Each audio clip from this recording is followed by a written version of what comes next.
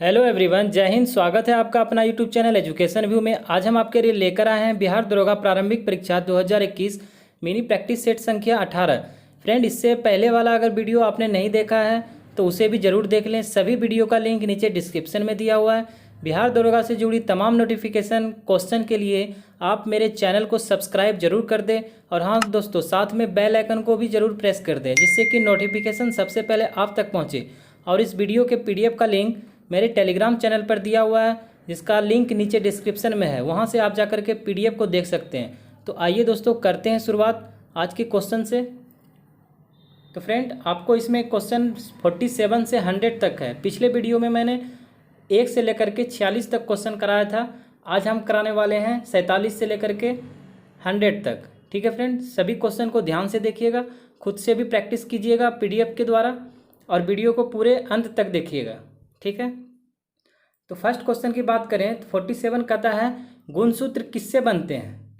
Question है friend कि गुणसूत्र किससे बनते हैं। तो याद रखिएगा फ्रेंड कि गुणसूत्र बनता है DNA एवं प्रोटीन से। ठीक है, तो इसका सही जवाब हो जाएगा ऑप्शन नंबर C। A और B दोनों सही है। गुणसूत्र जो है वो DNA और प्रोटीन दोनों से मिलकर बनते हैं। ठीक है, और उस प्रोटीन का नाम है फ्रेंड, याद रखिएगा, उस प्रोटीन का नाम है हिस्टोन प्रोटीन। ठीक है, DNA और हिस्टोन प्रोटीन से मिलने पर गुणसूत्र का निर्माण होता है। क्लियर है ये क्वेश्चन। चलिए आगे बात करेंगे। कंजली झील किस राज्य में स्थित है। ठीक है, कंजली झील फ्रेंड याद रखिएगा ये पंजाब में स्थित है। ठीक है, और यह झील रामसर आर्द्रभूमि क्षेत्र के अंतर्गत आता है। याद रखिएगा यह रामसर साइट के अंतर्गत भी आता है। वर्तमान में भारत में 42 आर्द्रभूमि है, याद रखिएगा। ठीक है, इस चीज़ को भी याद रखिएगा कि भारत में वर्तमान में 42 आर्द्रभूमि है, और इसका सही जवाब हो जाएगा पंजाब। कंजली झील पंजाब में है, जो रामसर साइट के रूप में भी, आर्द्रभूमि के रूप में भी इस झील को शामिल किया गया है। चलिए आगे बात करेंगे। जल संरक्षण एवं प्रदूषण नियंत्रण अधिनियम कब बना। जल संरक्षण एवं प्रदूषण नियंत्रण अधिनियम कब बना है। तो फ्रेंड याद रखिएगा कि जल संरक्षण एवं प्रदूषण नियंत्रण अधिनियम 1974 ईस्वी में बना है। ठीक है, 1974 ईस्वी में बना है। यह संविधान का एक अनिवार्य भाग है। ठीक है, जिसको जल प्रदूषण निवारक एवं नियंत्रण के प्रयोजन के लिए विशेष रूप से तैयार किया गया है। इसका उद्देश्य है फ्रेंड कि जल की स्वस्थ प्रक्रियाओं को बरकरार रखना। ठीक है, चलिए आगे आप बात करेंगे क्वेश्चन नंबर 50 का। तो फ्रेंड क्वेश्चन नंबर 50 कहता है द्वितीय उपभोक्ता होता है।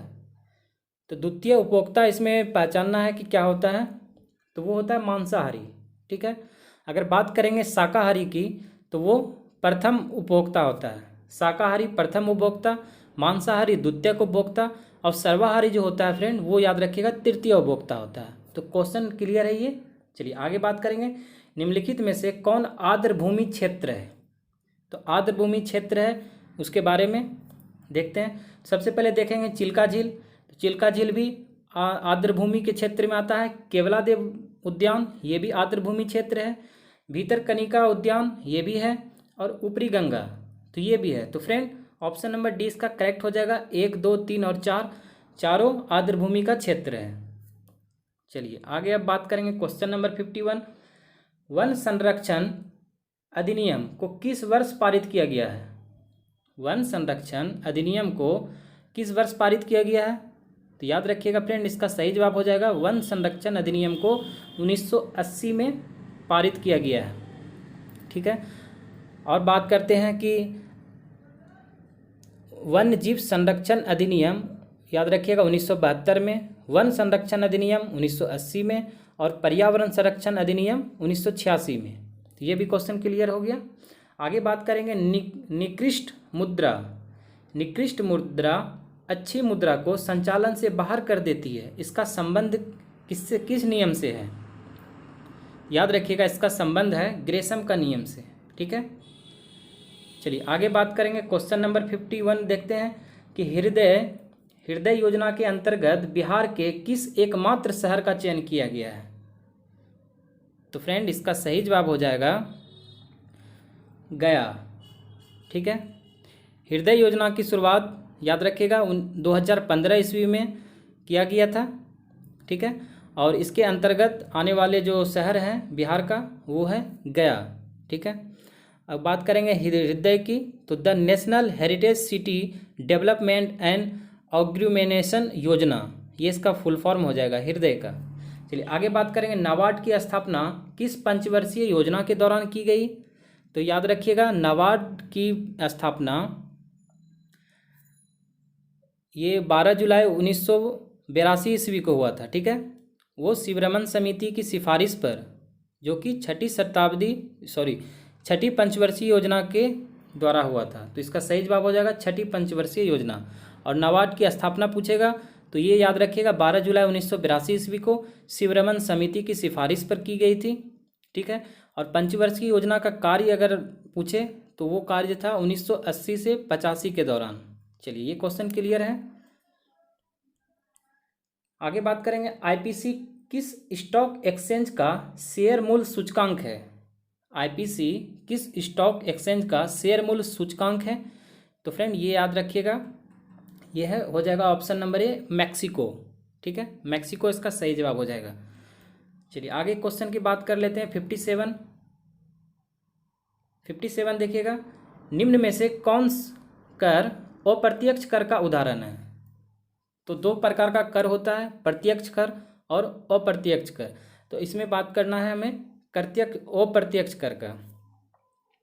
तो इसका सही जवाब हो जाएगा फ्रेंड, सबसे पहले देखेंगे ऑप्शन फर्स्ट कहता है बिक्री कर, ये भी अप्रत्यक्ष कर है। ठीक है, और फिर बात करेंगे सेवा कर की, तो सेवा कर भी ये भी अप्रत्यक्ष कर है।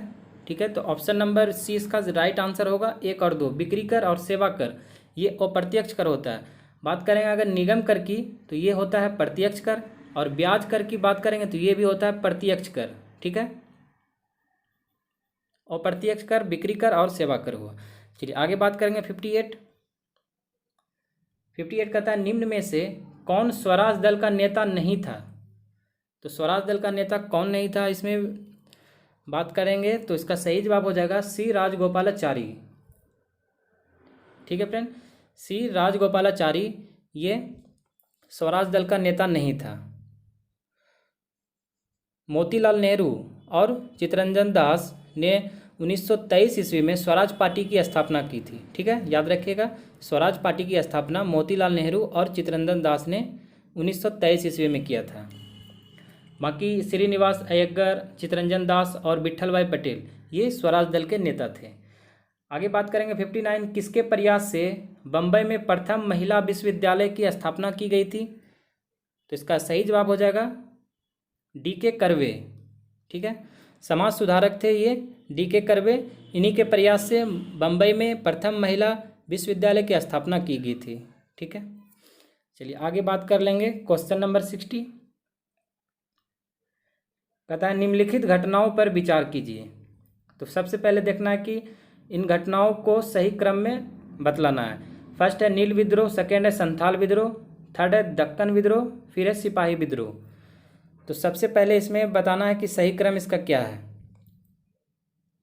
तो फ्रेंड्स बात करेंगे अगर संथाल विद्रोह की तो ये हुआ था 1856 ईस्वी में। फिर बात करेंगे सिपाही विद्रोह तो 1857 ईस्वी में, 1857 में सिपाही विद्रोह। नील विद्रोह 1860 में, नील विद्रोह 1860 में, और दक्कन विद्रोह जो हुआ था वो 1875 ईस्वी में हुआ था। ठीक है, ये 1875। तो सबसे पहले कौन सा हो गया? सबसे पहले हो गया संथाल विद्रोह, संथाल विद्रोह पहले, उसके बाद फ्रेंड हो गया सिपाही विद्रोह, फिर हो गया नील विद्रोह, फिर हो गया दक्कन विद्रोह। तो ऑप्शन नंबर डी इसका करेक्ट हो जाएगा 2, 4, 1, 3। नेक्स्ट है औरंगजेब की 1707 में मृत्यु के बाद मुगल सत्ता किसने संभाली थी? तो 1707 में जब मुगल शासक औरंगजेब की मृत्यु हुई तो उसके बाद उसके पुत्र मुजम्मम ने बहादुर शाह प्रथम के नाम से मुगल सत्ता संभाली थी। तो इसका सही जवाब हो जाएगा बहादुर शाह प्रथम। इसका एक और नाम था, वो था मुजम्मम। चलिए नेक्स्ट बात करते हैं। एक खुली प्रतियोगितात्मक परीक्षा के माध्यम से इंडियन सिविल सर्विसेज में भारतीयों के लिए प्रवेश को निम्नलिखित में से किसने संभव बनाया? इसका राइट आंसर हो जाएगा लॉर्ड डलहौजी ने। नेक्स्ट है, बिना दुर्ग के एकमात्र सिंधु नगर कौन सा था? तो बिना दुर्ग के एकमात्र सिंधु नगर था चंदूद्रो, जो कि अब पाकिस्तान में है, जो कि पाकिस्तान में था। इसका उत्खनन हुआ था फ्रेंड 1931 में गोपाल मजूमदार के नेतृत्व में किया गया था। इसका राइट आंसर जो होगा चंदूद्रो। नेक्स्ट है, निम्न में से कौन सी रचना राजशेखर की नहीं है? राजशेखर की रचना इसमें नहीं है। तो फ्रेंड इसका राइट आंसर हो जाएगा ये सभी बाल रामायण, कर्पूरी मंजरी, हर विलास, ये सभी राजशेखर की रचना है। ठीक है, तो उपयुक्त में से कोई नहीं इसका राइट आंसर हो जाएगा।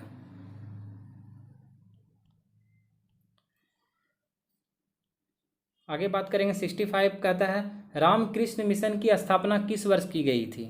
रामकृष्ण मिशन की स्थापना 1897 ईस्वी में किया गया था फ्रेंड, याद रखिएगा। और इसका संस्थापना जो था वो विवेकानंद ने किया था। ठीक है, तो राइट आंसर 1897। संस्थापक थे स्वामी विवेकानंद।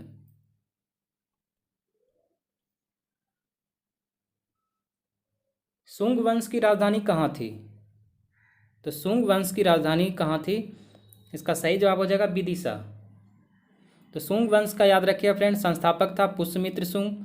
इन्होंने 185 ईस्वी पूर्व में मौर्य वंश की अंतिम शासक वीर्यदत्त की हत्या की तथा सुंग वंश की स्थापना कर दिया था। और सुंग वंश की राजधानी याद रखिएगा विदिशा। नेक्स्ट है, गांधी जी ने किस अधिवेशन में कहा था गांधी मर सकता है परंतु गांधीवादी नहीं? वो कौन सा अधिवेशन था? तो फ्रेंड इसका सही जवाब हो जाएगा कराची अधिवेशन।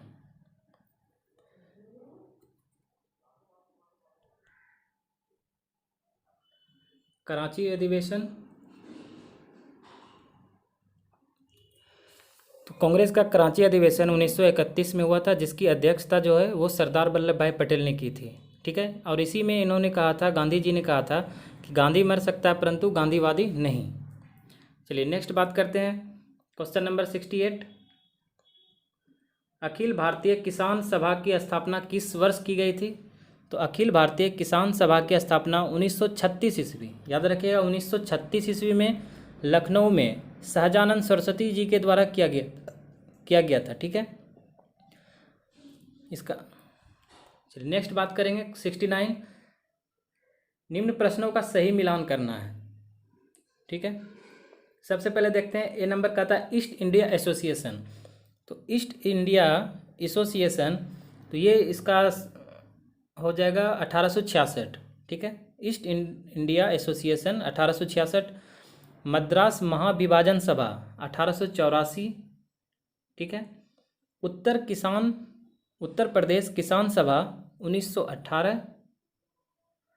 और फिर इंडियन सोसाइटी, इसका हो जाएगा 1872। तो फ्रेंड ऑप्शन नंबर बी हो जाएगा सही। ईस्ट इंडिया एसोसिएशन 1866, मद्रास महाविभाजन सभा 1884, उत्तर प्रदेश किसान सभा 1918 और इंडियन सोसाइटी 1872। चलिए याद रखिएगा ये सब।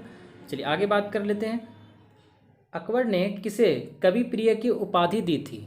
अकबर ने किसे कवि प्रिय की उपाधि दी थी? तो ये दी थी बीरबल को। इसका राइट आंसर हो जाएगा बीरबल। नेक्स्ट बात करेंगे 71 नंबर। तो 2020 में जारी हरित पथ मोबाइल ऐप का उद्देश्य क्या है? 2020 में जारी हरित पथ मोबाइल ऐप का उद्देश्य है फ्रेंड, इसका राइट आंसर हो जाएगा राष्ट्रीय राजमार्ग के किनारे वृक्षारोपण। ठीक है, हरित पथ मोबाइल ऐप का उद्देश्य है राष्ट्रीय राजमार्ग के किनारे वृक्षारोपण। चलिए नेक्स्ट बात करेंगे 72। भारत के किस राज्य ने हाल ही में मुख्यमंत्री सौर स्वरोजगार योजना की शुरुआत की है? तो ये की है उत्तराखंड के मुख्यमंत्री। ठीक है, राइट आंसर हो जाएगा उत्तराखंड के मुख्यमंत्री। नेक्स्ट है संयुक्त राष्ट्र के प्रतिष्ठित ससाकावा पुरस्कार 2019 किसे दिया गया है? तो ये दिया गया है पीके मिश्रा को। याद रखिएगा, पीके मिश्रा इसका सही जवाब हो जाएगा। नेक्स्ट बात करेंगे, भारत और किस देश के बीच द्विपक्षीय सैन्य अभ्यास जीमैक्स 2020 संपन्न हुआ? तो जीमैक्स 2020 संपन्न हुआ है फ्रेंड, ये हुआ है भारत और जापान। ठीक है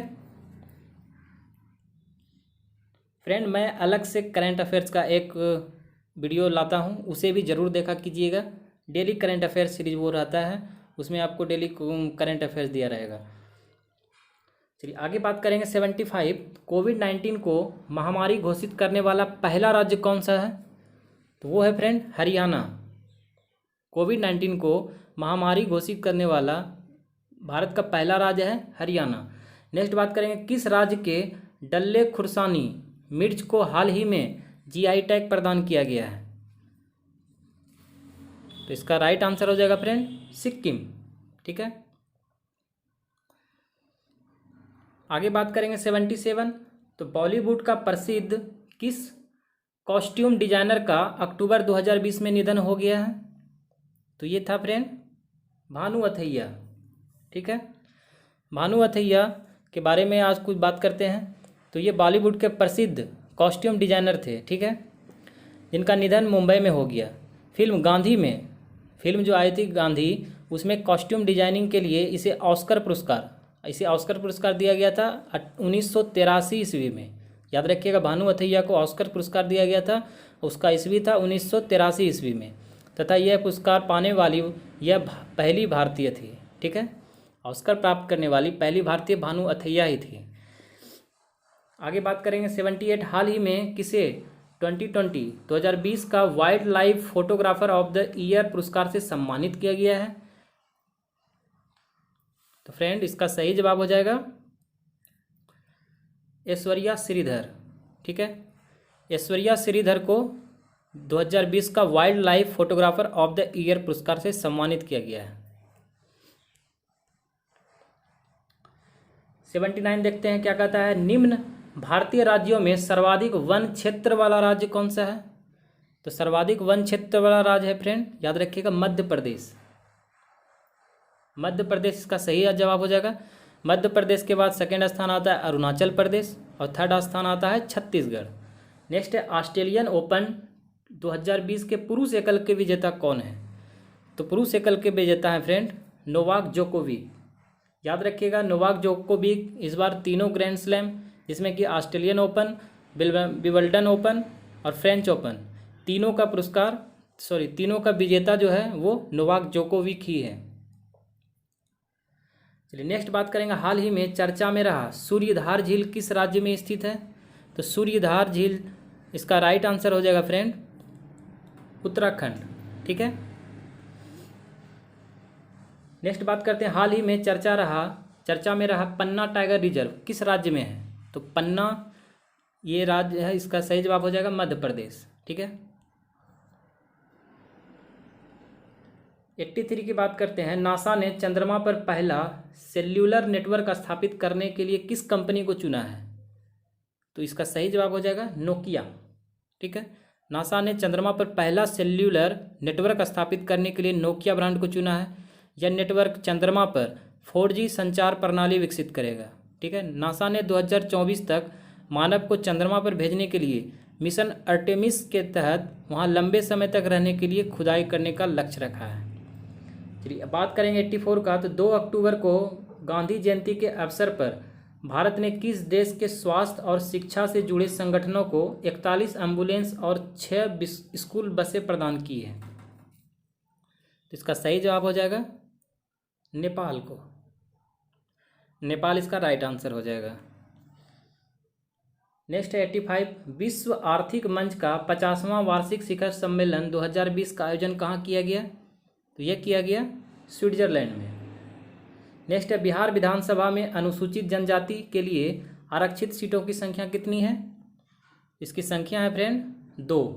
ठीक है, बिहार विधानसभा में अनुसूचित जनजाति के लिए आरक्षित सीटें की संख्या 2 है। ठीक है, और वो है मनिहारी और कटोरिया। जबकि अनुसूचित जाति के लिए आरक्षित सीटों की संख्या 38 है। याद रखिएगा, अनुसूचित जाति के लिए 38, अनुसूचित जनजाति के लिए 2।